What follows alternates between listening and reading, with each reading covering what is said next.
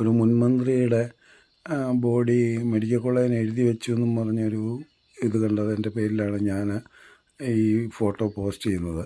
കാരണം അതൊരു പബ്ലിസിറ്റിക്ക് വേണ്ടിയല്ല, അതെല്ലാം ഫേക്കാണ്. കാരണം ഞാൻ കൊടുക്കാൻ തയ്യാറാണെന്നും പറഞ്ഞൊരു സംഭവമൊന്നുമല്ല അതിന് വേണ്ടത്.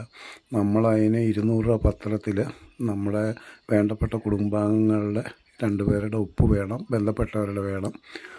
നമുക്ക് ഏകദേശം ഒരു 12,000 രൂപ നമ്മുടെ കയ്യിൽ നിന്ന് ചിലവാണ് ഇത് കൊണ്ട് മെഡിക്കൽ കോളേജിൽ കൊടുത്ത് എന്നിട്ട് സാങ്ഷനാക്കി അവിടുന്ന് ഈ സർട്ടിഫിക്കറ്റ് കിട്ടണം. ഇത് നമ്മുടെ ബോഡി സ്വീകരിച്ചു എന്ന് പറയും. മാത്രമല്ല നമ്മുടെ മരണശേഷം നമ്മുടെ ബോഡി നമ്മുടെ ആരെങ്കിലും അവിടെ എത്തിക്കണം.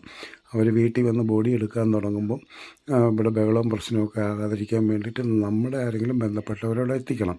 അതിനും നമുക്ക് ചിലവാണ്. കാരണം ആംബുലൻസിലല്ലേ ബോഡി കൊണ്ടുപോകാനൊക്കെ ഉള്ളൂ. അതുപോലെ തന്നെ നമ്മുടെ ശരീരത്തിൽ നിന്ന് ഒരു കണ്ണിൻ്റെ കൃഷ്ണമണി പോലും എടുക്കാനൊക്കെ ഇല്ല. ഒരു സാധനം ലെൻസോ ഒന്നും നമ്മുടെ കിഡ്നിയോ നമ്മുടെ ഒരു അവയവവും മറ്റ് ഡാമേജ് വരാൻ പാടില്ല. എല്ലാ സാധനങ്ങളോടും കൂടി വേണം കൊടുക്കാൻ, അല്ലെങ്കിൽ കിഡ്നി മറിച്ച് വയ്ക്കാമല്ലോ. അങ്ങനെയൊന്നും ചെയ്യാനൊക്കെ ഇല്ല. ഇതൊക്കെയാണ് ശരിക്കുള്ള യാഥാർത്ഥ്യം. മാത്രമല്ല പഞ്ചായത്ത് മെമ്പറുടെ പ്രസിഡൻറ്റിൻ്റെയൊക്കെ സർട്ടിഫൈ ചെയ്ത ഇത് വേണം. അങ്ങനെയൊക്കെയുള്ള എല്ലാ ഫോർമാലിറ്റീസും കഴിഞ്ഞാണ് നമ്മളിത് മെഡിക്കൽ കോളേജിൽ സബ്മിറ്റ് ചെയ്യുന്നത്.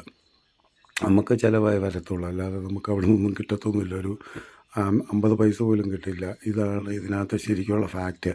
അവർ സ്വീകരിച്ചു എന്നുള്ള മറുപടി നമ്മളെക്കുറിച്ച് അന്വേഷിച്ച് തരികയും ചെയ്യും.